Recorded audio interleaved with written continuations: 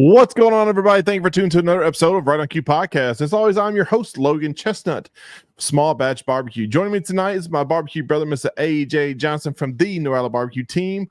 Also tonight, joining me is Mr. Matt Osmond Sr. from Blinky's Offset Barbecue. I'm not going to say it. I'm not saying it.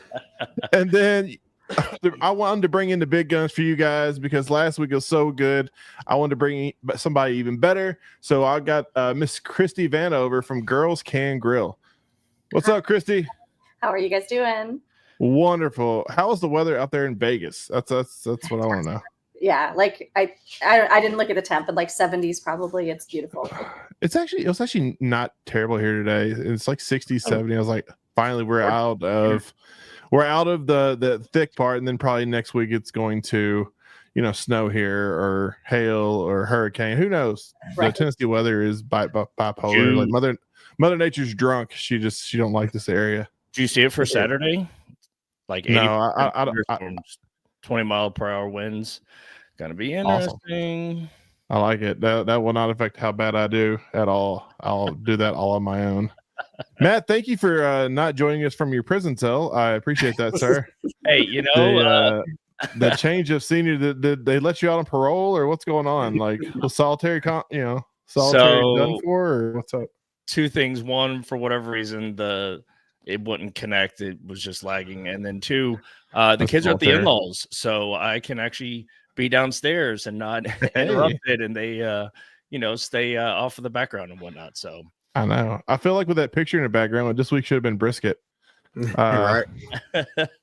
But no, man. But no, guys, thank you all for well, not you guys, but Chrissy, thank you for coming on the show. You guys had to be here. But yeah, so this week we are talking about pork. We got our pork tell-all. Last week we covered chicken. So if you missed that, make sure you go back and check that out. So so guys, Chrissy, pork, where is that in your rankings on where you like what you enjoy cooking in a competition? Ruh-roh. Hold on.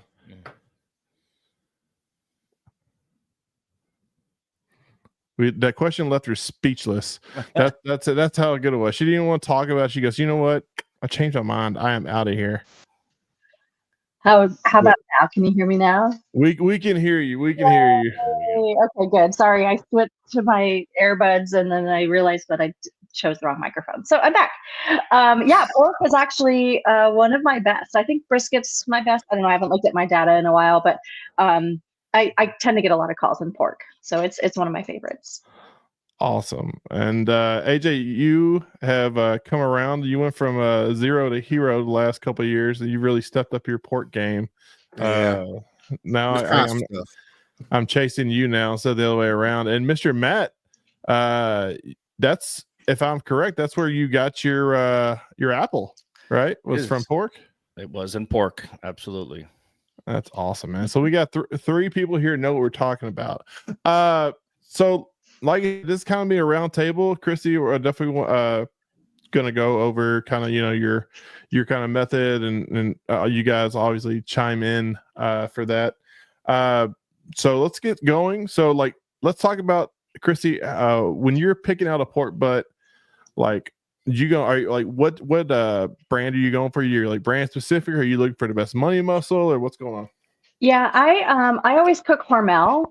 I go to Winco and I get Hormel. So I don't know if you've heard about boar taint, but some people with a certain gene can taste this certain taint in pigs. And I happen to have that gene. And so I have tried so many different brands, and the only one that seems to be really super consistent with not having that for me is Hormel. So I go with Hormel. I'm always looking at the money first. So people think I'm kind of crazy. I'm digging through the bin at Winco and they're like, are they on sale? I'm like, no, I'm just looking for something specific. And yeah, I'm just looking for that really fat and as even as possible a thickness of money, because sometimes they taper off super fast.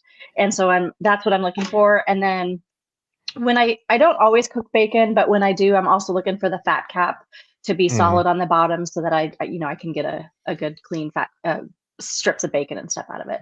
But that's mainly, I don't really care about weight. It's really just more about what the money looks like. You really like run into a situation. I feel like when I'm going through, like you said, the crazy maniac going through the meat department, like picking up, like, no, none of you will do. It's like Yeah. you look at the money muscles, and so you ever get that faux money, I call it.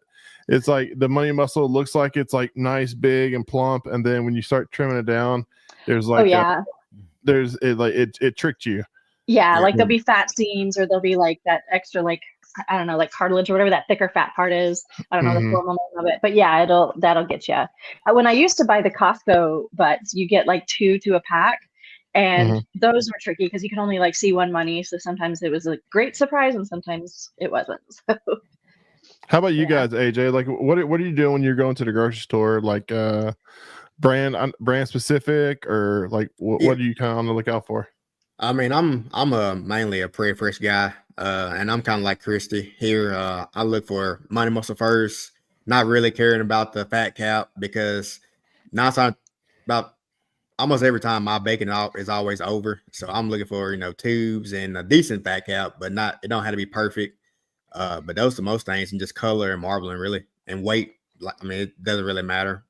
Are you cooking primes, or I mean, prairie fresh? Are you looking Naturals. for naturals for butt? Yeah. I mean, does it matter for you though? I mean, I know you're pretty brand specific on ribs and stuff, but when it comes to butts, I mean, if you see a good off brand with a Yeah. nice money muscle, I mean, we grab that one too.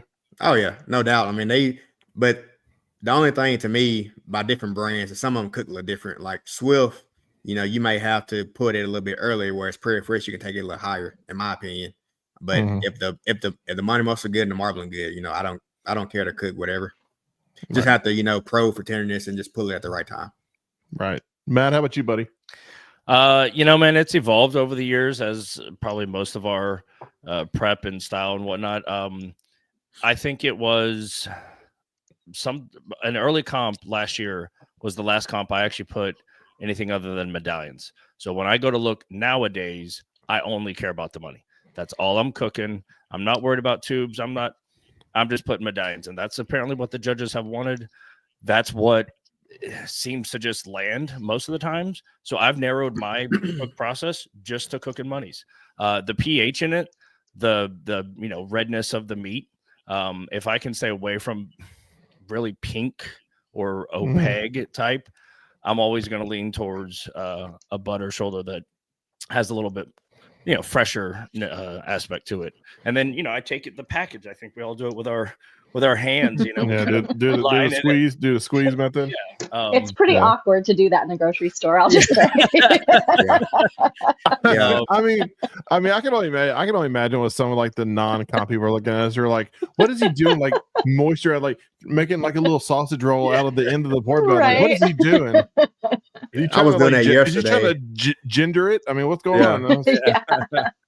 I was doing that yesterday, and I kind of felt bad after. But anyway, I was in there, shaping out the money muscle, trying to pick out some good ones. And this lady come up to me, she's like, "Hey, can you pick me one too?" I was like, "Are you a competition cook?" She was like, "No, I just want to cook." So I got the one with the smallest money muscle. Like, here, this one here cook well. Wow, AJ, wow. Hey, you call yourself a godly man. Look, she ain't worried about the money muscle. No, that's okay. No, that's fine. That's fine. I want to talk to Miss Pearl. I want to talk to Miss Pearl and your preacher about this. She ain't worried about the money muscle. No, all right. I know. So I think we're all we all concurred that the money muscle on the butt is the most important thing. Like, and pork is the most wasteful.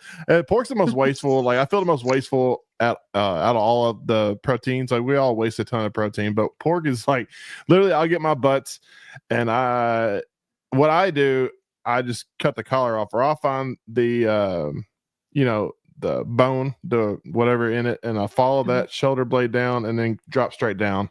And that's kind of what I do. And I know a lot of people save the rest and smoke it later. I just don't want to waste time, so I'll just chuck that away. So my garbage can smells delicious on those summer days. But I'm glad that they let us go smaller than 4.5 pounds now, because before there was a lot of waste, but now I cut it off and I just immediately back seal it and save it for later. So I got you. So all right, so let's move on to that. So are you just like finding the money and just cutting straight down, or are you cutting the collar out and then kind of trimming it down from there?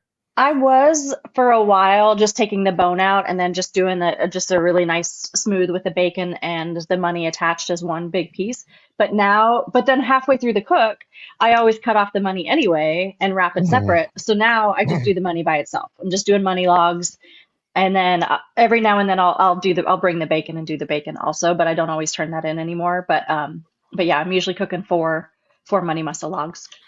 Are you leaving some on the back? So because you cook on a can, you're a can cooker. Yep. Are you leaving like a little buffer on the back to kind of sit where the money sits on top? Or are you putting the money on the actual can itself? I'm just putting it on the can. Yeah, I just sculpt it out completely how I want it, removing all the fat that I want. I keep it pretty large, giving myself, there's usually like a fat seam in the middle of the money, Mhm. and I will cook it with that fat seam and I'll cook it whole. And then when I go to put it in the box, if it stays together nicely, I'll keep the medallions large. But if that fat seam makes them split, then sometimes I'll just cut it and I'll make smaller medallions in the box. But I do tend to cook a larger money, like having like usually there's like money and tube maybe in there a little bit. Mm-hmm. I got you. AJ, I know like we have some pictures of yours, so I'll come back to you. Matt, what do you do? Are you cook straight monies, or do you got the kind of collar to give it a little buffer? I don't mind the collar cut and trimmed out, almost keeping it still attached, if you will, to that bottom part, but just almost to a complete V. Sure. Because at that point, it's either just going to pop right off of it. And again, like I said, I don't intend on putting anything else other than medallions in the box. I still cook the collar for the tubes, and I probably spend about 3 minutes tops. If I go and can feel them with the gloves and it's there, well, then I have a decision to make. But I mean, it's kind of like burnt ends with brisket, right? Like that's how my pork approach has been. You can only judge what's in the box. So if I give them the medallions that I think, then I'm good. I feel good about my turn at that point. But I will still cook it in a way that it's attached to the other part of the collar. Yeah, I think me and AJ, we kind of both trim ours the same. So I'm gonna pull AJ. I'm gonna pull yours up. Picture that I have. Here's a beautiful picture of one of AJ's butts that he trimmed out. Like you said, you see great marbling, good little fat veins and stuff like that. But you do the collar, so I'm trying to see. Let me look at here's another image of the ones you trim out. So okay, so you don't cut down as deep on yours as I do mine, because you still do some trimming on the back side of yours, correct? Right.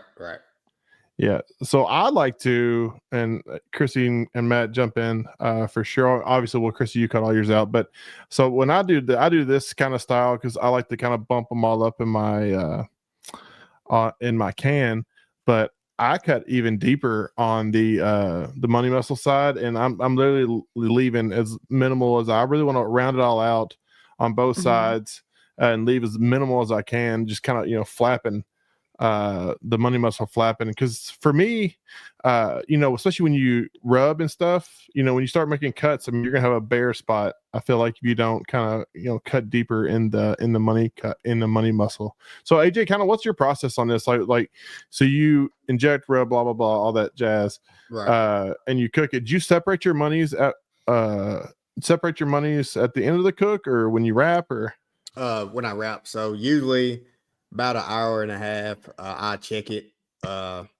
And if the money's at 160, then I slice it off from the collar, wrap it separate, put a probe in it, and cook it till it's done and tender. And then once the rest of the tube, you get to 160, 165, then I wrap it also and stick a probe in it. So I'm separating the two mid cook and just trying to keep both of them happy and put them at the right time and not try to overdo one of them. Are you adding rub once you cut it off on the backside of kind of the side that didn't get any, or are you just kind of rolling with it? I mean, I'm adding rub to the wrap, but not directly on the bare spot. Mainly on the top, but not much. So I mean, but once I trim it and get go to the cutting board, it doesn't really affect anything, in my opinion. I got you. Chrissy, what's what's a tip you can give to some newbies that are, because backyard people, it's starting to be more common. I mean, we're starting to see a lot more three meat contests, and especially the South, Alabama and Mississippi, Georgia for sure. Georgia always cooks all the pork. They want all the pork. But what's a tip you can kind of give like a newer cook when they're kind of learning? Because I heard a lot of people like backyards hate cooking pork because they're not used to it. But what is something that you can kind of give a tip for?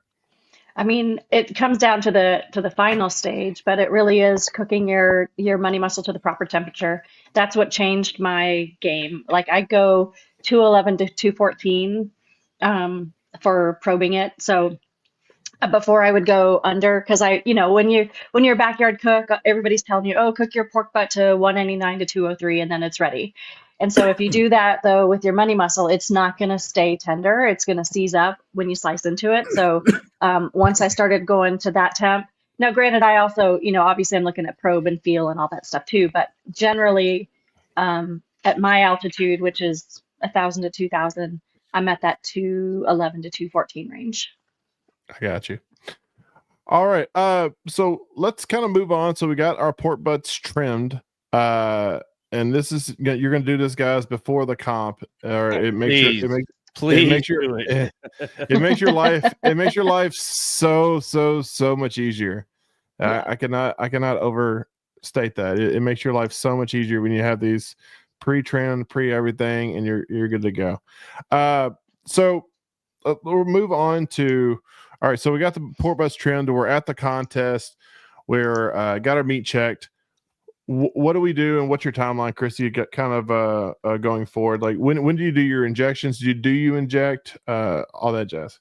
Yeah, I absolutely inject. Usually it's somewhere between 4 and 4:30. I do my brisket and my pork back to back.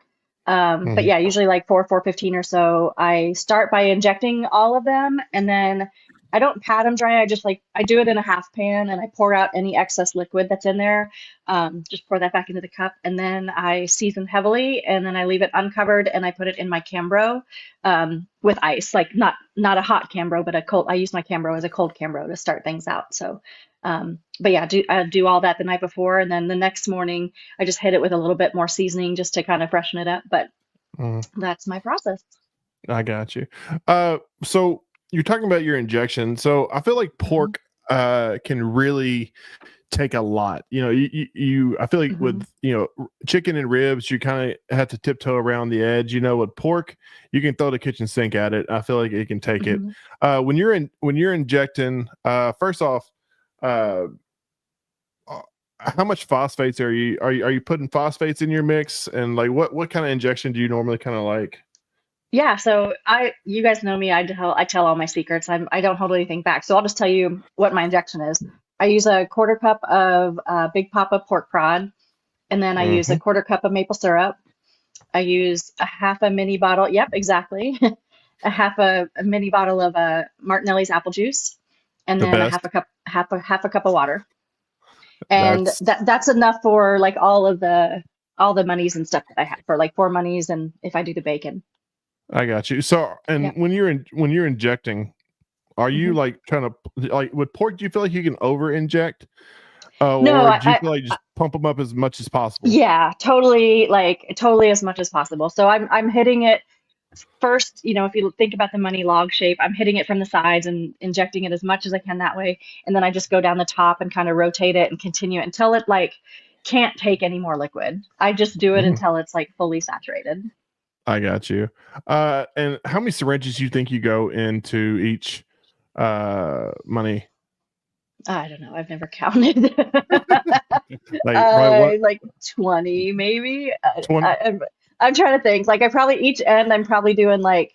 You mean how many? Yeah, how many like?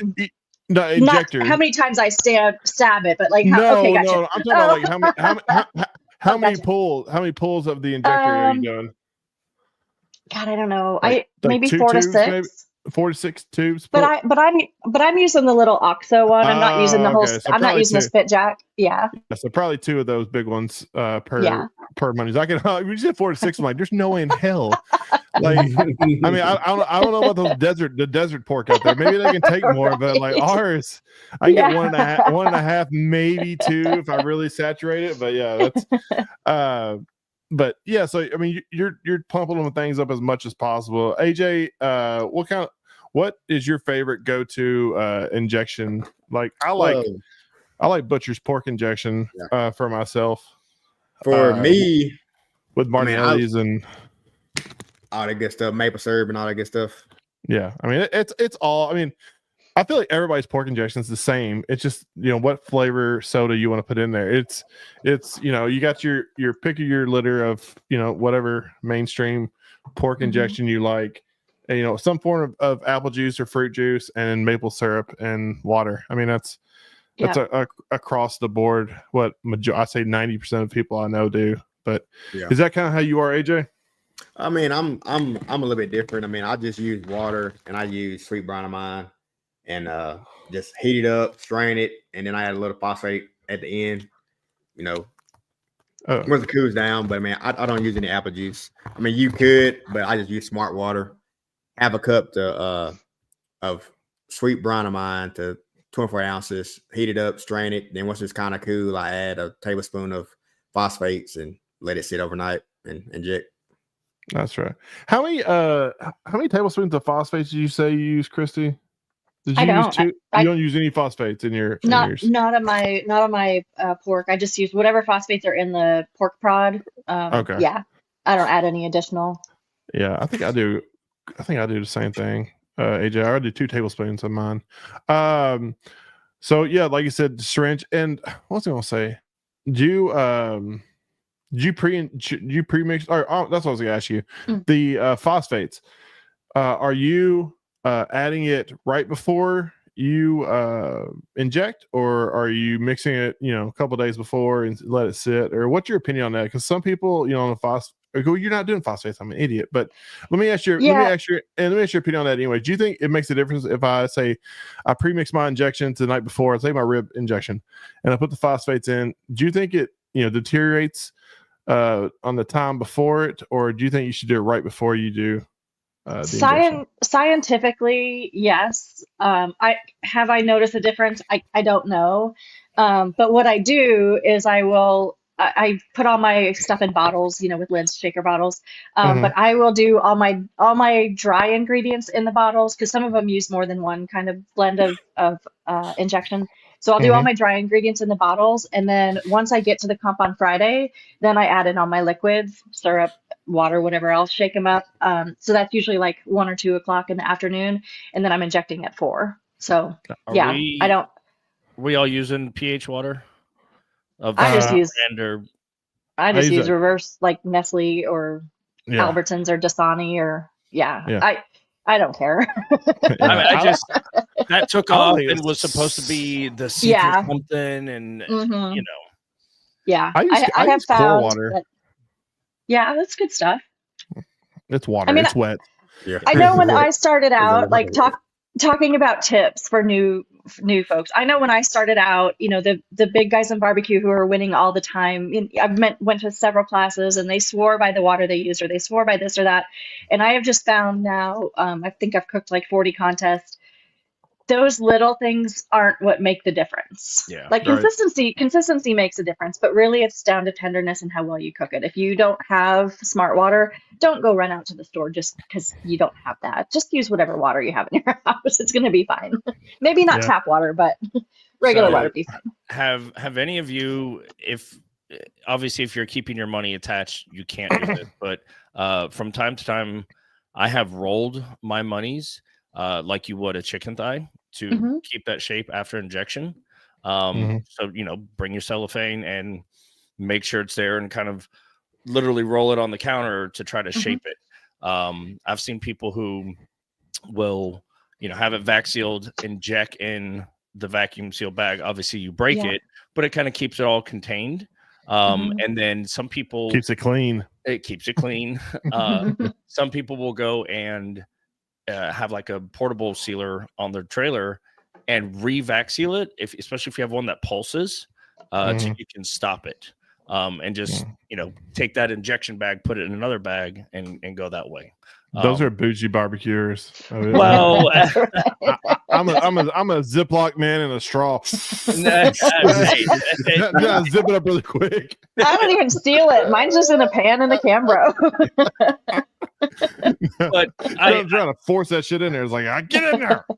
When I really saw a lot of Thai folks, wrapping their chicken up, I was like, well, hold on a second. Why could you not do that for pork? Now, does it make a difference?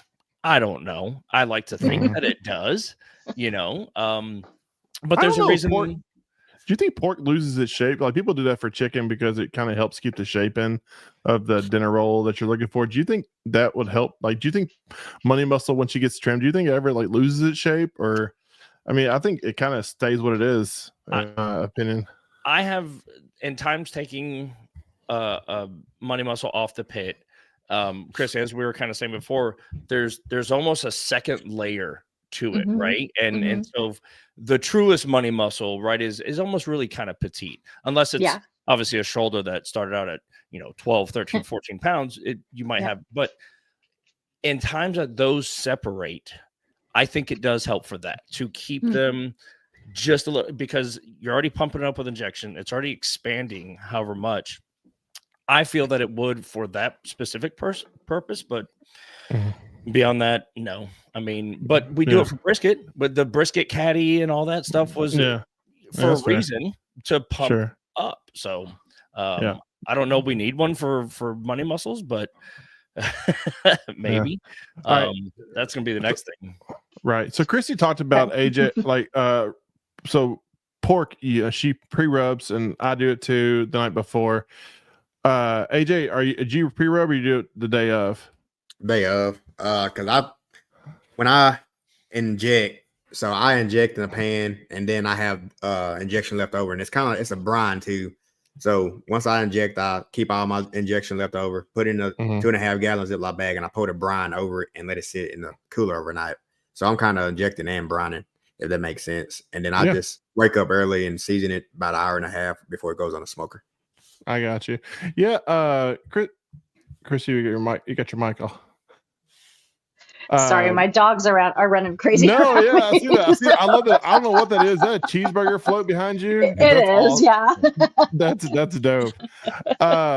But no, so you're gonna pre-rub it, or you're gonna rub your pork down. A lot of us do it the night before. Something like AJ does it day of. Yeah, I mean, I heard of that. That rub. All right, so are you using just your pork rub, or are you adding? Is like you do like multiple layers, or? So I do this. First I do MSG because there's no MSG in my rub. So first I do a little bit of MSG, and then I hit it really heavy with this, and then I do it kind of moderate light with JDQ Sweet. And that's it. That's my rub base. Yep, absolutely. It's a really good combo. Yeah, absolutely. I like to use LC Rawhide. It's kind of like a light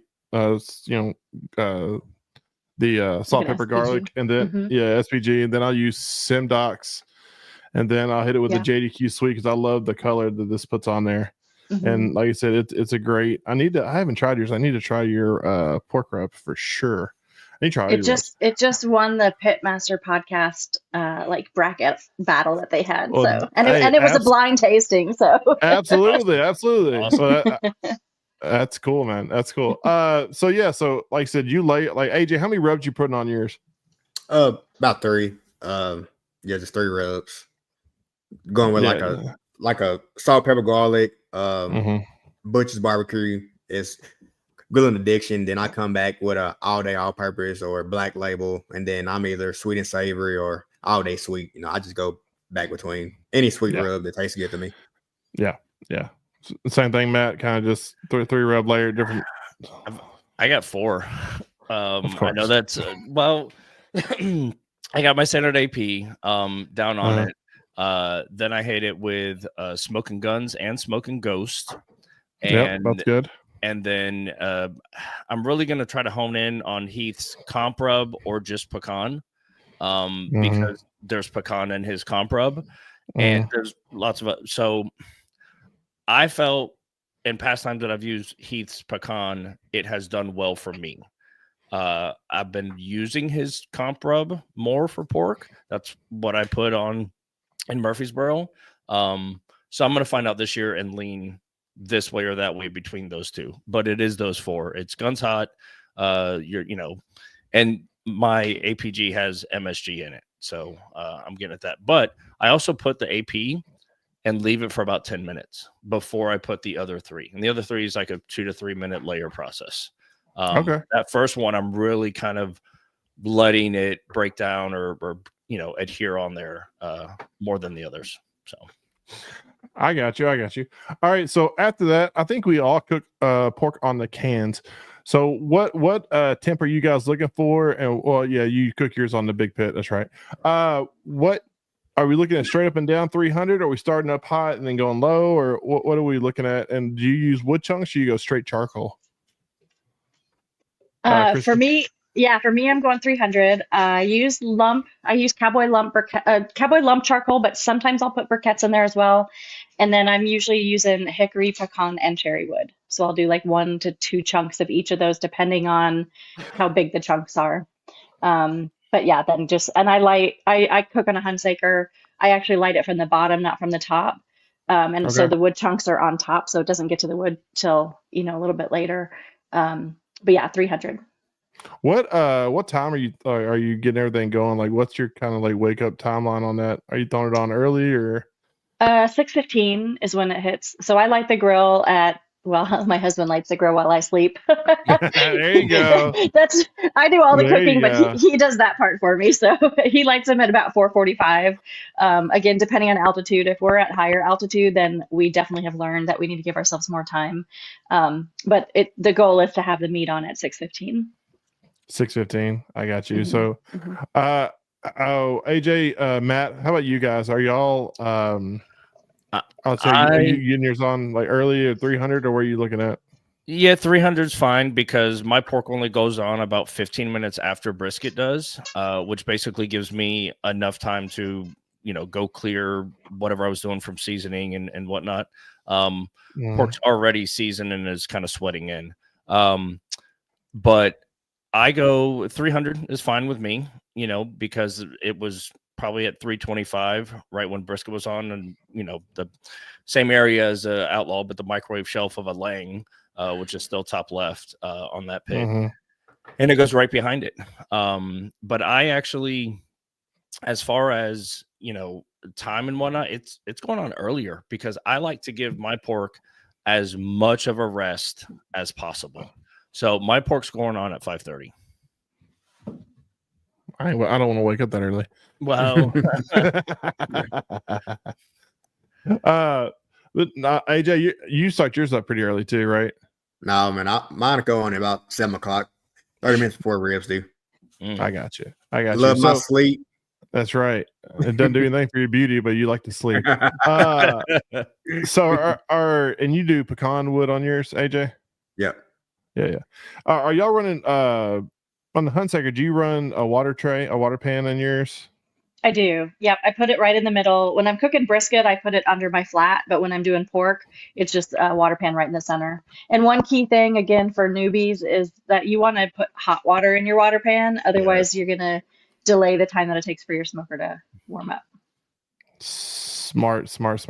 Yeah, like I said, I do the water pan as well. I'll do it more to one side. Are you guys rotating on your, like, AJ, are you rotating yours on your can? Christie, on the Hunsaker, do you have to rotate, or with the Vortex you don't have to? I mean, Correct. Really there's no spinning. I flip, but I don't spin. I got you. I mean, Yeah. So it's like a habit to me. I still rotate on a Hunsaker because that's what I cook my pork on, but it's just out of habit. But it's really not needed, honestly. where's the smokestack on the Hunsaker? Is it in the middle or is it? It's in the middle, but it's towards the back. So back center. Yeah. So I do notice it gets hotter there, and it gets hotter along the rim where I don't have the water pan. So my monies are in the center above the water pan. And if I'm doing the bacon, then those are around the edges. Okay. That makes sense. Yeah. I love the honking on the back. It's I know so the funny. dog's got a toy, so I keep hitting mute. Hey, listen, It's all good. It's all good. It's a real authentic thing. That's all it is. Yeah, it's all good. No, so I like, that's one thing I like about pork, because pork's the one thing I actually have like my process dialed in. I literally put mine on at 300, and then I'll rotate after 15 minutes, or no, rotate after 30 minutes, rotate again 180 after 30 minutes, and then I'll flip it over 30, and then I'm pulling the wrap. And that seems to that's the only protein I feel like I have that just don't have to mess with it, don't worry about it. Only thing you have to dial in. So Christie, you said you, like, for your process, you go to a temperature, or maybe it was you, AJ, that you wrap at like 150 or whatever it is. Is that what you guys try to adhere to, and always done kind of, I mean, obviously you're going to wiggle here and there, but you're looking for a temperature to wrap versus anything else. Is that correct? Not me. I'm looking for color. Color, yeah. Yeah, I wrap on color. I probe it, and it's usually 150 to 160, but honestly, at that point, actually maybe more like 160, 170, but it's all color. It's all, what does the color look like for me? I got you. And what kind of color are you looking? You're looking for like so I always pull mine, especially like ribs. That's the hardest thing for me, is to learn like that color to pull it at. Are you trying to get it like a dark, like on the darker side? Because whenever you put your wrap, it's gonna lighten it up. Yeah, not dark like black, but Not kind of black, but like like a mix of a ruby mahogany, like dark, and that the bark is formed, like it's the color, and then also that it's not as just sweating anymore. It's actually like, it's pretty fixed. So when I add my mop and stuff, it's not going to wash away whatever I built up. I got you. Are you spritzing throughout the process, or? Yes, and I've switched up my spritz. I've done water, I've done apple juice, I've done apple cider vinegar, and lately I've been using parquet spray. So but really it's just any kind of moisture. I got you. We got a question from one of the listeners. Tina's Barbecue said, stupid question, but what's the benefit of putting your rub on the night before? Yeah, so you're basically doing like a dry brine. So I don't do it on ribs, because they'll tend to get too hammy, but I do it on pork. And it just gives like a dry brine. So it kind of helps infuse that flavor into the meat. Helps with moisture too, because there's salt in my rub, even though I've already injected. It's just kind of a dry brine for flavor and for moisture. I got you. Or also, for those who like to sleep in, you already have it seasoned. Yeah, it's one less step. That's definitely nice. All right, so we got the cook going. We're got the pork to the color we want. AJ, let me ask you, because you do your pork kind of the same way I am. Or Christie, I want to ask you another question. But AJ, are you leaving the money muscles up starting off, or are you putting on a grate starting off? You got them up. You got them all up all together, and then did you flip them at all, or no? No, just up the whole up the whole way. Christie, since you just do the logs, are you kind of like rolling them a little bit, make sure they get the grill on all sides, or are you kind of leaving them in, or how are you positioning it in the can? So I first put them in there up, and then after about an hour and 15 minutes or so, then I give them a flip and just flip it straight over so the top side is down, and do that for about another 30 minutes. And then usually it's about the color I want. I got you. And you're doing 4 butts, correct? Or 4 monies? Yeah. Yeah. So you got them kind of like a square. On my smoker, outlay. There's like 2 here and 2 here, or else 2 here, 2 here, whatever I'm feeling like at that day. And you want the monies on the inside versus the outside on yours, correct? Yeah, because the vortex inside of the smoker is basically like a deflector, and so the charcoal basket in the Hunsaker is like this size, and then the drum is like this size. So this edge out here is going to get hotter. So I put all my monies right in the center above that water pan. I got you. Is that kind of where you guys are too? Kind of, or because Matt, you're the only one here that doesn't cook on a can. So do you rotate yours throughout the cook, or like what's your timeline? I bet yours is different than ours. It is going to be different. If I have that money attached to the collar, again, trimming it just almost where it's razor thin, but still connecting. When I start with that money folded over on top of the collar. So there's kind of a heat barrier of that, bacon or whatever the tubes kind of right there. And that's still, it's 45 minutes in, and then I will flip over, and so it'll just kind of be connected, and then obviously it's going to be cut off when I have that cut. In times that I have just done the money, then it goes on a half pan rat, like the cookie Pizza wrap, rack. Yeah. And that goes behind brisket, and Mhm. then it gets rotated the same as brisket, which is 4 times. When I spritz my brisket, I rotate it and I just put it on the same schedule, except pork, because brisket got on first, is going to have 1 rotation by itself, and that's every 30 minutes. So, and I just rotate that rack. I got you. And you said you're running yours hot too, like 300, 290? 300 is what I want on Betty. You know, I'm not mad. She's temperamental, yeah. Yeah, I'm not mad if she's at 275. You know, it's just, but yeah, if I can run it needles up at 300, then I'm good. That's something I've learned the more I do these cook. Like I used to be, especially when I first started off, you know, I'm listening to everybody like, okay, they got their temperature at 295. I have to hold it at 295 and it fluctuates 3 degrees or 5 degrees one way or the other. It's going to ruin my meat. And like the more you do this, you realize like you can have 20-degree swings one way or the other. Yeah. It's not going to ruin, you know, any of the cooks. Like I worried about that so much. Now it's such a hard thing for me to get over. I'm sure like a lot of listeners that are newer to the comp cooks are like that too, you know, because the less you know, the more you focus on what you've heard. And that's something that, you know, you always hear temperatures and stuff like that. Like guys, don't be scared to like, you know, like I said, like Christy, wouldn't you agree? Like 25 degree swings every once in a while is not a huge thing. It's not going to ruin your, Totally. You need to be smart and you need to adjust. Like if it did spike, then you just need to say, oh, don't cook to time. Like that's the biggest thing, whether it's competition barbecue or regular barbecue. Don't cook to time. Go to color, go to temperature, like the temperature of your meat. Yeah. So like if it swings up 20 degrees, then maybe it's going to be done 10 minutes earlier than you usually planned on it. But it's not going to be ruined. Or like if it goes up 20 degrees for 5 minutes and it comes back down, you know, choke it back down, it's fine. Just keep your same timeline. Just kind of keep a look at it. Yeah. All right. So we're at the point in our process now where we're the pork's the color that you want. What do you guys do from there? So Christy, yours is already cut apart. So yours is pretty much pre-made, ready to roll. So are you putting it in a pan at that point, taking them all, put them in a pan, put them in your trailer, or?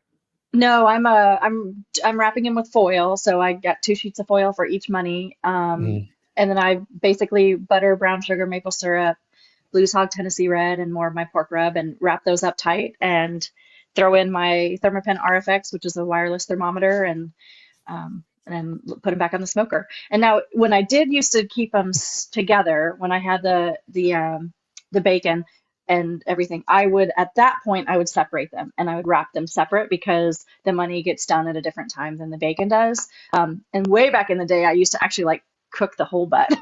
I would still. That's when Christy was younger. She didn't need sleep. That was when I had to be more than 4.5 pounds. Like, yeah. But yeah, so that's basically my process: is wrap and throw back on. For the newbie. You said just brown sugar, or did you just say sugar?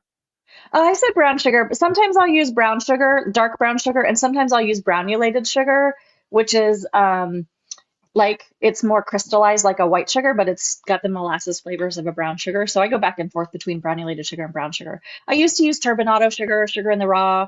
My pork rub has like 4 or 5 different kinds of sugars in it. It's got honey granules, it's got coconut sugar, it's got all that. So this is going in my wrap as well as it being originally on my rub.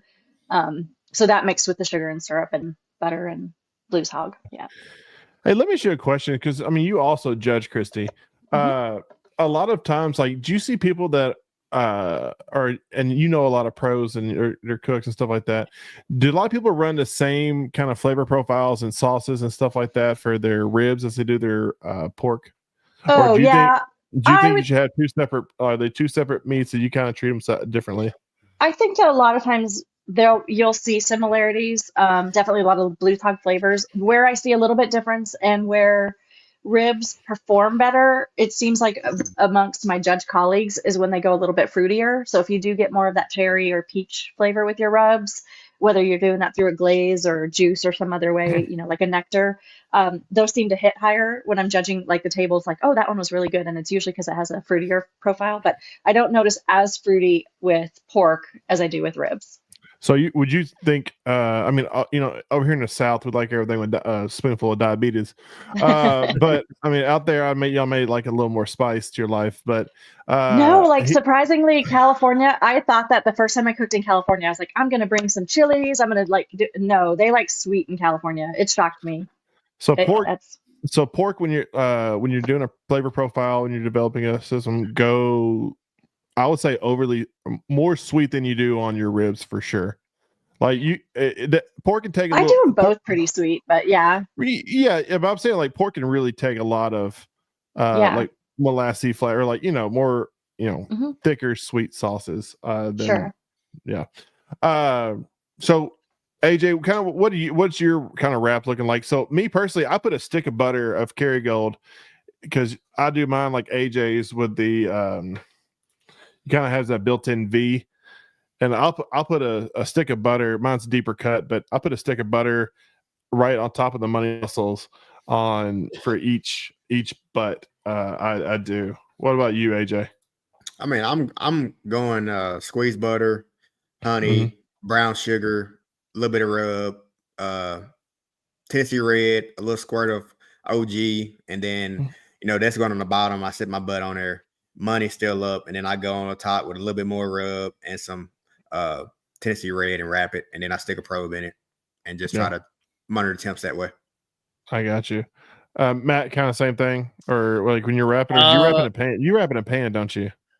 Not for competitions. Okay. For most everything else, unless I have 4 or more monies, then I do wrap in a pan because it's just easier, cleaner for me, and I'm gonna peel it off, probe them, and then pull them out one by one based on how they finish. But I'm only putting a half a stick of kg on it per money, and it really doesn't matter. Like it'd have to be a monster, for me to put more. I'm a little bit of rub. I'm honey, granulated brown sugar if I can find it, which kind of comes in this little petite little decanter bottle thing. Is the best sugar that I have found. Now, over here, I can't find it too many places. I forget where the first comp that I saw it, somebody shaking brown sugar out of a bottle, and I was like, wow, that's so crazy. But from there, it's honey, brown sugar, butter. I put just a skosh of actual sauce in my wrap, and it's like a drizz across the top, and that's like I don't much care for it because my sauce at the end is going to be the sauce forward that I want, in my opinion, because we have honey, brown sugar, and butter. Like adding a lot of sauce in it is just so much more sugar into that, and where you can kind of really begin to lose your cook if it's in that wrap and you forget, and because it's just it's KCBS, as Carrie says, it's Kansas City Basting Society, right? I mean, we're just soaking it in, all that and that much sugar. It kind of scares me, if you will. So I got you. All right, so AJ, you said you Christie, you with your fancy new probe that I want to hear about later. Because I am definitely interested in them. And I probe as well. Do you probe, like I said, obviously you do yours just in the money, just on one of them, or do you probe all of them? Oh, me? Sorry. Yeah, that'd be it. Yeah.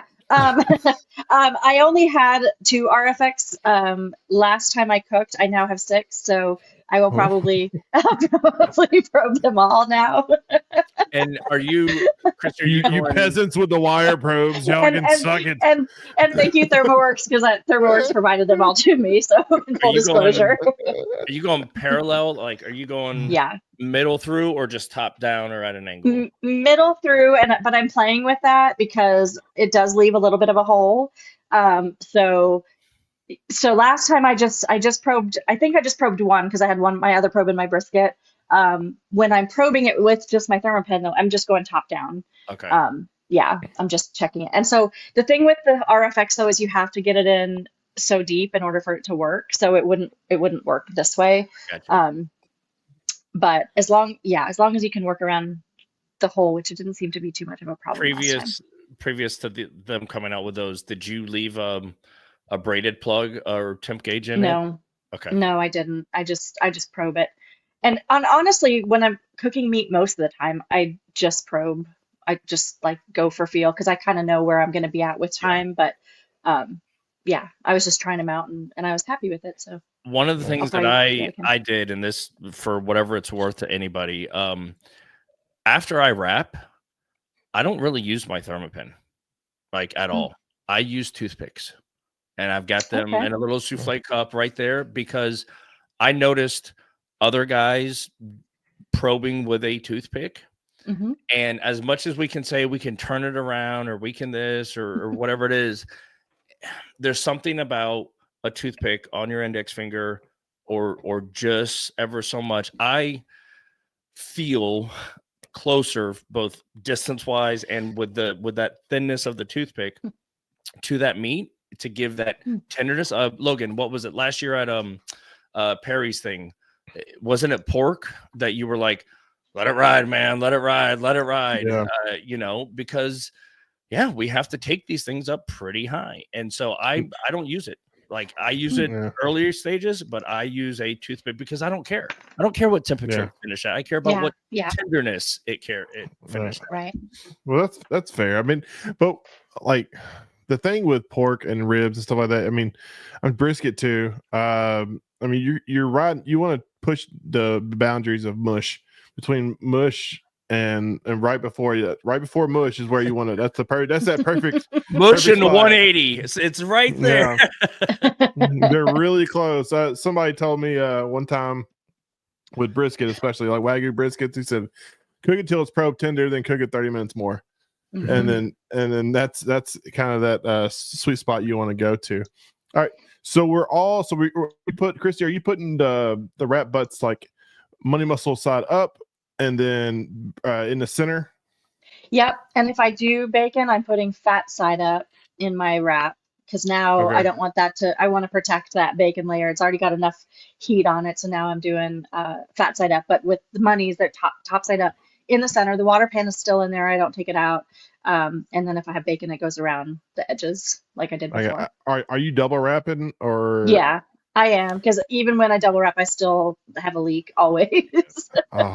The worst sound in barbecue when you do these comps is when you put your butt or when you're checking your butt or when you put your butt on there. It's even worse when you check your butt when you hear the To me it's the smell. Like if I smell sugar burning, I'm immediately going like this. Is that me or is that my neighbor? Like, oh shit. Which by the way, is the thing nobody talks about. Like that foreign smell, like plasticky. You're like, who's I'm like, oh good, it's not me.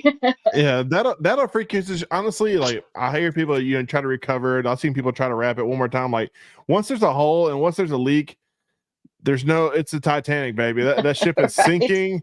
And if it's just pray to God it's on the back end versus the middle, because if it's in the middle, that one's not going to be a good turn in. Let's just say. Right. Yeah. Now, what you can do, I use 2-pound loaf pans because I use those for my chicken and I use that for my money later. And so you can put it in the loaf pan so it stops at least leaking, but yeah, that's probably not going to be the one you turn in. Yeah, exactly. Like I've tried to like save it before. I'm like, what am I doing? This is just quit. Focus on the other two. Just focus on the other two. All right, so we're putting it back on, and are we keeping it at the same temp, AJ? Like when you do yours, 300, or are you backing it off a little? So when I do it, I back mine down to just from 300 to 285. Whenever I put the pork on, because I get a little nervous because I put a crap ton of diabetes in mine, and I just don't want any of the sugar to caramelize or any of that good jazz. What's your opinion? Well, I mean, it's similar, man. I used to go 300 all the way, but then like you had issues where one comp, I was using my jus mixed with my sauce, and I stopped doing it because one time I didn't taste my jus and it was burnt and it cost me. And now I just don't use it all together, but I do try to back it down to keep that from happening. Because I mean, if you do use juice, I do recommend taste your algae before you mix with your sauce, because once you mix it, it's too late. 100, 100%. How about you, Christy? Like, you keep yours running the whole time at 300, or are you backing it down a little bit? No, I do keep it at 300. I got enough liquid in there that I usually don't have any issues with it burning or anything. However, I will say altitude plays a difference. So when I've cooked at high altitude, I'm talking like 5,000 and higher, your water or your liquid, your mop will evaporate a lot faster. Your meat's going to cook faster just because there's less oxygen there. So I have cooked a brisket and opened my wrap and it was just like stuck. Fortunately, I did 2 briskets that day, but one of them was just totally stuck to it. So yeah, keep that in mind if you're at altitude.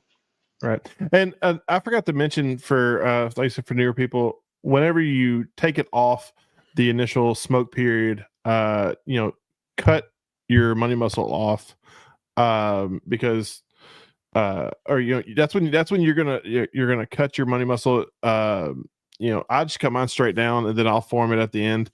But cut it straight down there and wrap the monies. And if you do any of the other stuff separate, because like I said, they are going to finish at a little different time. So just keep that on everybody. Christy, do you wrap your monies all individual, or do you ever put multiples together? Have you ever done that? I haven't. I do them all individual because they're usually different sizes and they cook differently. I like Matt's idea of putting them in a pan. I think that would be a lot easier, and then you could just pull them out. But I've just always done them individually. I got you. All right. So we're all wrapped. We're cooking. We got our fancy smancy wireless probes that Christy has and that we don't have.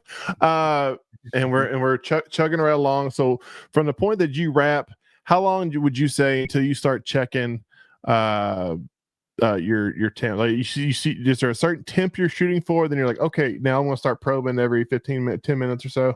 Yeah, so I let them ride for 20 minutes and then I check them every 20 minutes or so after that. They usually take 45 to 75 minutes.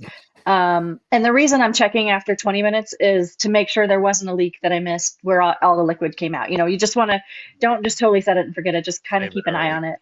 Yeah, exactly. But then, like I said, I have found, even though probe tender is what I'm really going for, but that 211 to 214 zone is the money mark for me. Like I used to pull at like 207 or less, and it would be great when it came off the smoker, and then I would get these bad scores, and I was like, what the heck's going on? And then I would go back and taste it 20 minutes later, and I'm like, well, this is hard. Like it's not soft luscious like it was. But if you let it ride to that 211, 214, then that seems to it'll almost feel mushy, but it'll kind of reform itself, and so that's what I'm looking for. Exactly. That's what we talked about earlier. You're going to ride that thin line between a 180 and a mush. Yeah. And then mine goes straight in the Cambro. At this point, I've taken all the ice out of the Cambro, and what I do is I leave the door open so that it breaks the chill. If my meat is done too soon, I'll actually get a wet towel and microwave it or throw it on top of the smoker and put that inside the Cambro so that I can take the chill out of my Cambro. But then I'm just I keep it wrapped. I put them in the plastic tub and I just put them right there in the Cambro and close the door. And it's about 9:30 to 10 at this point. Is that your first protein? Because you're pro. Is that your first protein that's off, or is your brisket off? No, that's my first. Brisket's got another hour and a half or so. What's your opinion on the people that preheat their Cambro? Like they'll get some boiling water and put it in there and preheat their Cambros. Sure. I mean, I think it's better. I mean, room temperature to me is fine, but if it's cold, you definitely should preheat it. Mm-hmm. And because, like I said, the last thing for me that goes on is ribs, which I think is probably in like the 7 o'clock range. Oh no, I'm sorry. The last thing that goes on for me is chicken, which is 10. But I have a fridge in my RV, so my chicken is usually moved to the fridge so that I can transform my Cambro into something hot. But if you have ice packs in your Cambro, you got to heat it up to get that chill off. If the timing's too close. Right. All right. So you're AJ. What temp are you looking for whenever you're getting ready to start probing? Like she said, it's for me. I set my dots at 208, and once they start beeping, then that's when I start probing. But I'm like Christy. I mean, if it's not 211, 212, that's the money mark in my opinion. That I want to feel like butter when I'm probing it. but 211, 212, sometimes even 214, just depending on the meat, is when they're done. You know, you listen to some people, you know, when I first learning, you know, pull your money muscles 195 or 205, and you know, I tried that, but I'm like Christie, once they sit, man, they tighten up big time, because you got to think money muscles going into Cambrio at 10 o'clock and they're not getting turned in to 1 o'clock. I mean, that's a long time to sit there, and they're going to tighten back up. So you got to kind of go way overboard and let it come back to you. I could almost see that as a plausible situation, because I've done this. If you're pulling at sub 200, right?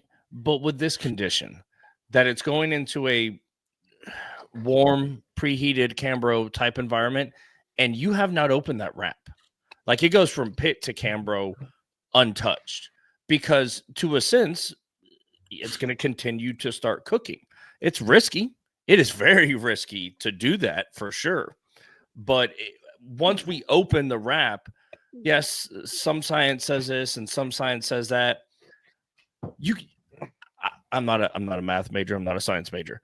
I don't care what you tell me. There is some heat and kinetic energy and whatnot that is losing as soon as you open it, because it's enclosed, it's encapsulated, it's in its foil cocoon, and after that, it's not so.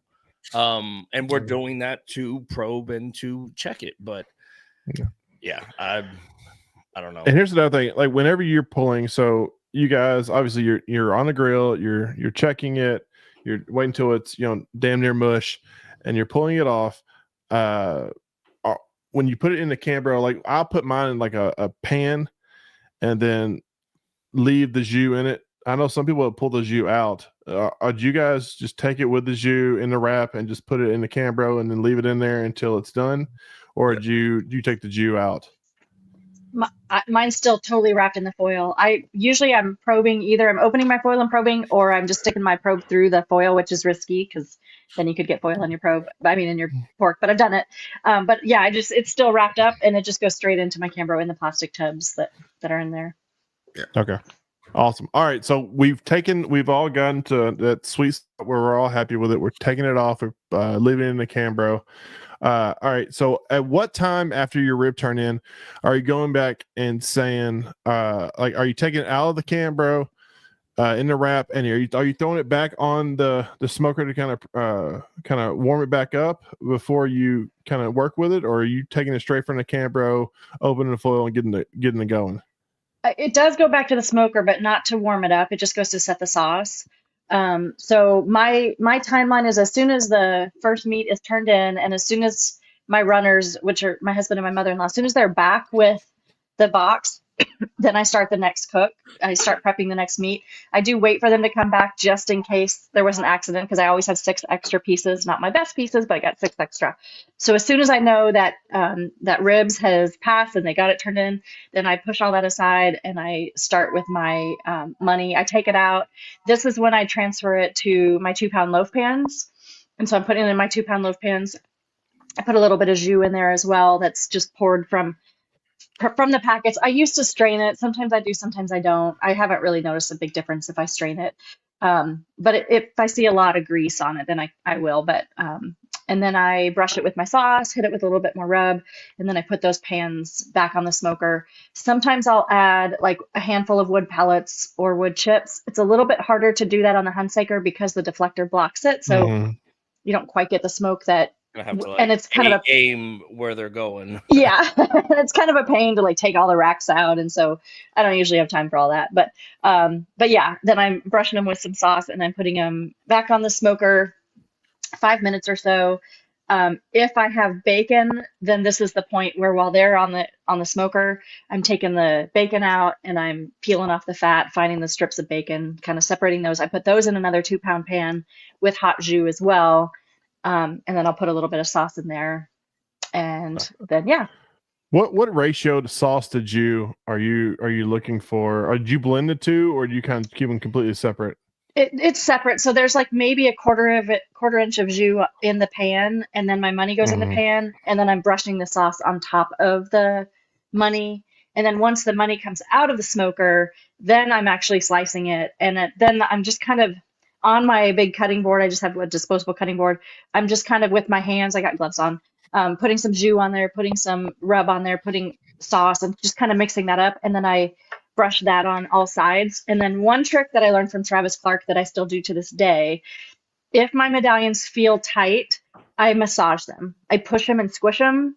And that kind of like breaks the tendons or whatever a little bit so that it just kind of helps start the breaking. And now if they're already like over and mushy, then I don't push too hard. But if they do feel a little tough, then I push them and mush them. That's not the term he used, but Hey, that worked. Yeah.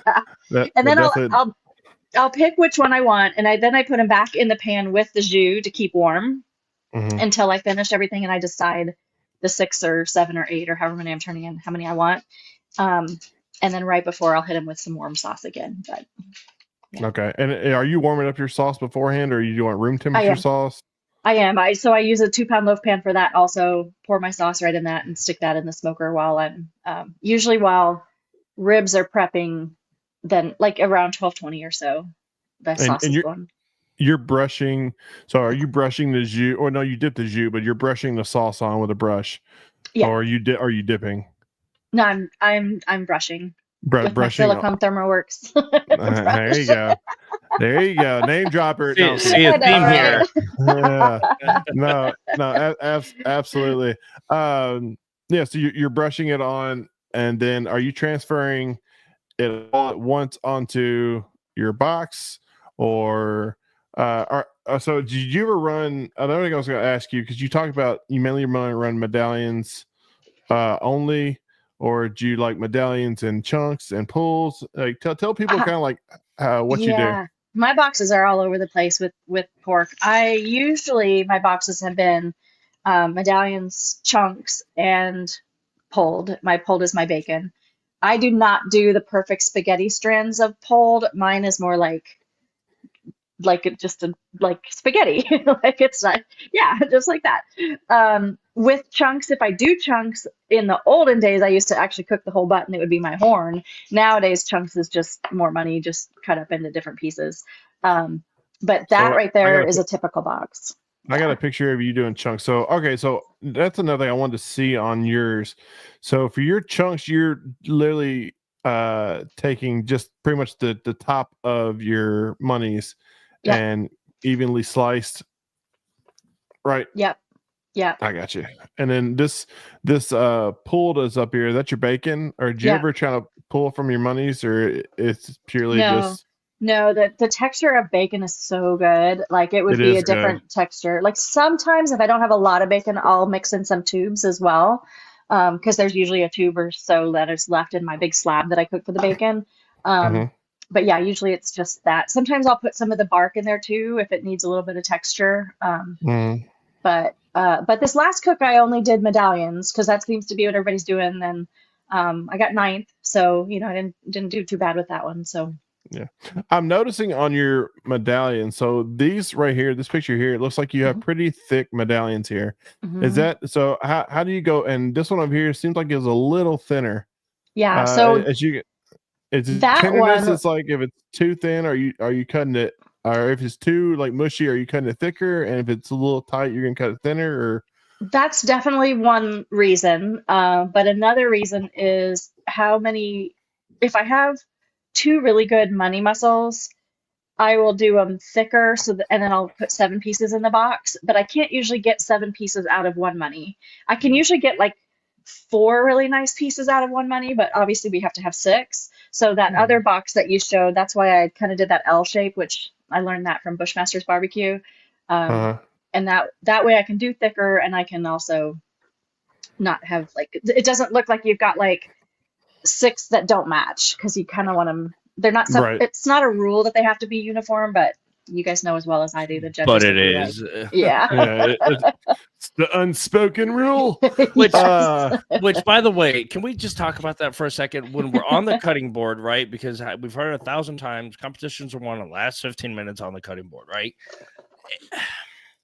I'm a purist for the most part. I want to believe it is the best 6 pieces, and symmetry should not matter, right? Because to be fair, well, first of all, I think most people are not cooking 2 briskets. I would feel comfortable saying that, but it really comes down to ribs and pork. right? Because chicken, you want to try, but this one rib from that rack is the best you've ever had in your life. And so it's going in the box. And so you try to find symmetry. I have an incredible difficult time between the 6 inches between my ears when I'm there saying best 6 pieces, best 6. Like I coax myself into not caring as much, and maybe I should. Although, Logan, as you mentioned, I'll show you the Apple box, and Jordan said it best. That won second place. Like, it was. Like, don't you always love that when you win something and like you show it, like, oh hey, look at my box. Let me see your box. Let me see your box. You're like, oh god, yeah. It's like you're bragging about your date last night. Like, oh yeah, well, who's this? Oh. You got that shallow Hal box. I'm gonna start calling it the shallow Hal box. You're like, you think they're beautiful, but like, oh. And I think to this point, I know several cooks who have either laminated photos or it's in a book, and they are literally hanging up in the cook's area, and they have maximum I've ever seen anybody have is 3 box designs that they're aiming for, and say, here's my finished product. What do I have that meets option A, B, or C for my turn-in? And for newer folks, obviously you kind of have to have one to take a picture of. Grab one from anybody on the internet that you think is appealing or this, and try it, because competition barbecue is a lot of trial and error. A lot of right.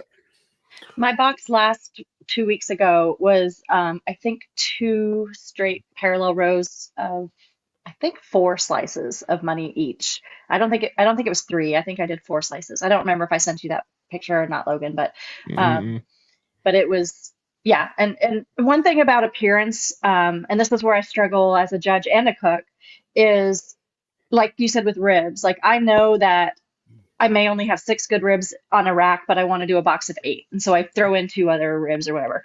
Or I don't, because I know that they're going to look uneven. And appearance is your lowest. Like, so it shouldn't matter as much. But when you're talking about first, second, third, it definitely matters. And also, judges are going to eat with their eyes. Even though they're supposed to score separately, if that appearance throws them off, there are some judges who are already going to not start with a clean slate with a bite and already think, oh, that didn't look that great, so it probably doesn't taste that great. And it's just a fact of life. So making it look as pretty as possible is a good start. Right. So, I mean, you've cooked and judged at the highest level of barbecue. What is this? I mean, what's the sexiest box that you think you see consistently that wins? Like, what design? Because like for me, right, personally, my favorite is to do this one right here, but instead of your bacon, I'll do chunks in that area. Do you think some judges, like, I want, as a judge, do you want different varieties of pork, or are you going to judge straight monies the same as you would judge like a box like this or a box like the other? I would. And is it parsley and not kale? Oh yeah, I don't care what the greens are. Honestly, we're not supposed to judge the greens. I use green leaf lettuce there. Pretty, very pretty. Yeah, thanks. My mother-in-law is responsible for that, not me. But so as a judge, you are not supposed to judge on what you expect. You are supposed to judge what's in the box. And what I find, so the prettiest box probably at the Jack that I judged was like, I can't remember if it was 9 or 12 monies, I think it was like 3 rows of just beautiful monies, and somehow they were all symmetric and just like, yeah, stunning. But the boxes at the Jack are like next level. It's crazy. But what I feel bad for are when I'm judging, when teams feel like they're supposed to put more in the box and they do, and then I wish they wouldn't have, because like their money might have been awesome, but their chunk, they just tried to fill the box and it wasn't. It was fatty or something, just it's okay if you only put 6 pieces of money in the box. It's okay. Now, I wouldn't do just pulled in the box, because appearance wise, that'll just look like dog food kind of. But I mean, you shouldn't get scored down on it if it's good looking money. I mean, good looking pulled, but chances are you might. So all right, some people, especially in the backyard, like you said, they don't normally cook pork, so they don't know how many, monies to cook. I know some people that just cook one butt. So say, they're working with one butt and say they just got 6 pieces. Yeah. How would you think would be the best look? Like, would you do like 3 and 3, or would you just do like a spare look. I feel like design is kind of where you want to look. Yeah, that's where I would go with that diagonal, where I do the 6 across the diagonal, and then I put my chunks on one side, and then my pole in another corner. But if you just had money, say you just had, just had money. Yeah, say you're working with one butt and you just got one money. Okay. Then I would do two rows of 3, centered up tight, like you would your chicken thighs. Like just get it centered up tight in the center. Yeah, and it's fine. And let the green be the kind of frame around it. And Are you gonna fan it out like you do here? Kind of like those bottom 3 there, or are you gonna go tight? Okay. Exactly. Bottom 3 like that. Okay. Awesome. Yeah. And last of all, I forgot to ask, are you finishing dust? Are you doing your pork rub and just a grinder, or are you adding something to it, or I actually use cow cover as my finishing, and I just sprinkle. Yeah, I don't grind it. It's got enough texture, like the way it is. It's just. So you just salt bay it on there? I just shake it out of the bottle. But you gotta be careful if you do that. But yeah. I can see Christie just like, that's nice. I use the hand grinder for my brisket, but yeah, not for my pork. So is it important on pork? Because I've seen some people like use chunkier finishing rub on pork for some reason. Whereas like ribs and stuff, me personally, I want it to blend in really well. Do you think it that plays if it doesn't blend, or are you okay with like a little, like, because you see on here like there's a couple of little flakes, especially that top right one. You see a little flake here. I mean, we're really zoomed in and like kind of really micro. Well, I'll tell you what that is. So that's my old pork rub. When I had my pork rub bottled with Spiceology, it was definitely a lot more coarse, and so it had those bigger pieces of garlic basically and onion in it. And now it doesn't. Now it dissolves. So I do prefer a dissolving type of rub. And I have also learned, because I just throw my boxes online all the time and let people say what they want about them. And I've actually had judges say, "Oh, I would have given an 8 in appearance because like that fleck on the very front left of that." Like I've had judges say, "Oh yeah, I would have given you an 8 for that." Like the little pepper mark. Yeah, you're supposed to judge the appearance of the meat. Like, does the meat look appetizing? And to me, it does. So, yeah. And also, like, they have 10 seconds to look at the box. Like, all right, eagle eye. Like, like the bionic man zooming in, looking at the pork like that. The molecular structure wasn't equal. I mean, this is one reason, and I think I learned this one from Smitty. One reason to take a picture of your box before you turn it in is because we look at it differently in person than we do on our phone. So take a picture and then look at your phone. And then I guarantee you that black pepper flake, I probably saw on my phone and took off before I turned it into the judges. All right. All right. And last question, strategy wise on your pork box, are you trying to be on the front 5, right on time, or towards the end? I don't care. Okay. For chicken, I want to be first. For brisket, I want to be last. For ribs and pork, I don't care. Okay. All right. Guys, you have any questions or anything? I mean, that's pretty. It's been pretty thorough. I've definitely been taking some notes on here, and I'll re-listen to this to have even more notes. You said are you combining multiples for your rubs or fine grinding? Like what for the finish? Dust. No, it's just cow cover. Dust. Okay. Yeah, it's just cow cover. It's just what's that? Cosmos? I can't remember. I think Cosmos cow cover. Yeah, Cosmos cow cover. Yeah. And actually, what I'm doing, that's when I'm doing that mush and push. So that's when I'm doing. I have the sauce and I have the jus on the cutting board, and I'm brushing them all and I'm kind of rubbing it in, and then I pick out my 6 or 7 or 8 or however many monies I'm doing, and then just overhead I'm just doing some cow cover, and then I'm smushing it back in there. So it's not a finish in the box with that rub. It's all part of that process where I'm massaging that into it for that final bite, along with some sauce. And then when I put it in the sauce, I just hit it with a little bit of. That's right. Tell them. Yeah. When I put it in the box, then I just brush it with a little bit of sauce, but I don't do more rub after that. You'd mentioned one other thing real quick, and I know for folks who are starting out, look, we have trailers, we have this, but I don't think any of us started there. Right.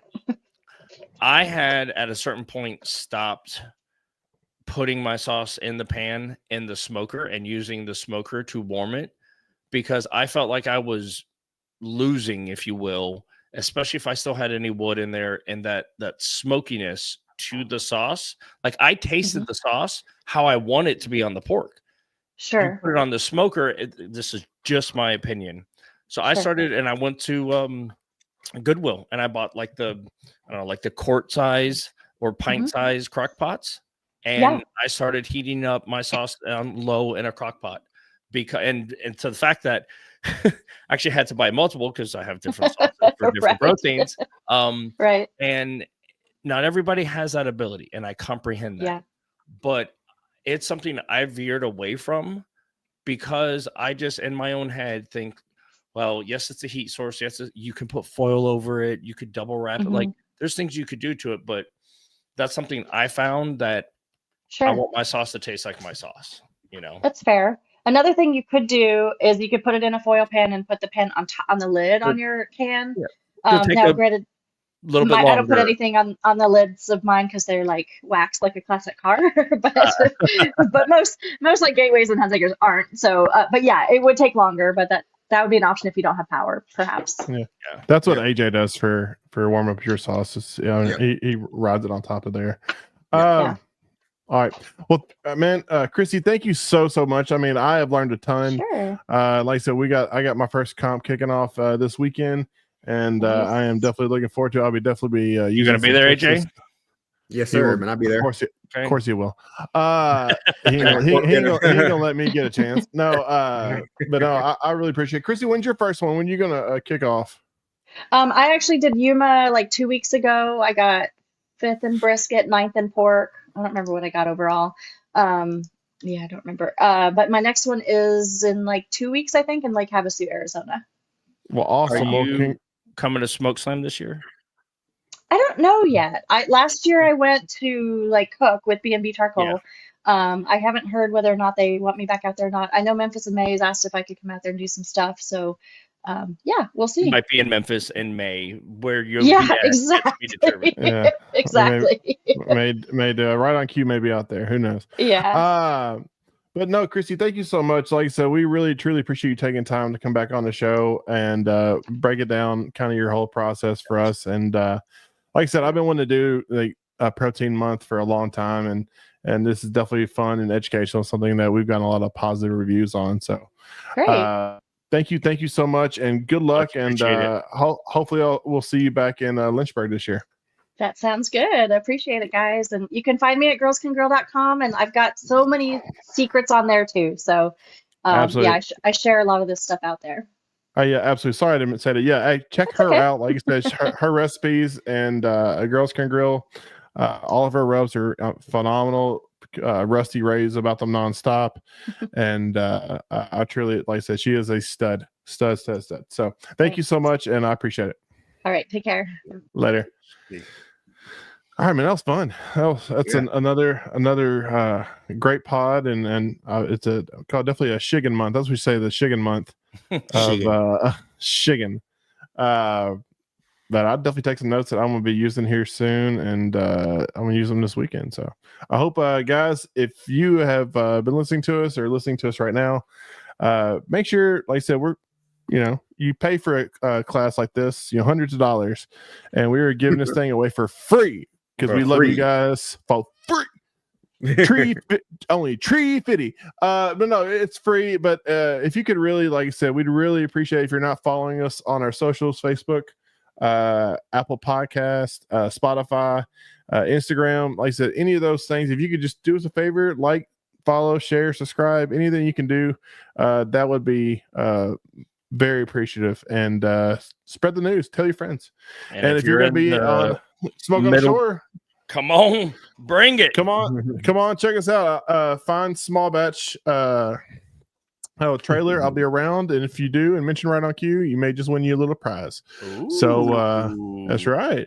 Next week, like I said, I know last week I said ribs, but we had to mix things around. So next week we have Mr. Hunt Blackledge from Smoky Bees Barbecue, the man who can't lose, coming on. Was he Team of the Year ribs or no? Weeds was second place, I think.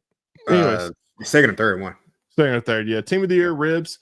Is going to come on and give us his tell-all rib recipe. So that is definitely one you don't want to miss. And so, that's all I have for tonight, guys. Anything else you want to add? No. See y'all Saturday. That's right, guys. Well, as always, when it comes to barbecue, make sure you get all your stuff from Brothers Q Barbecue Supply for all your barbecue supply needs. And when it comes to barbecue, make sure you're always right on cue. See you guys.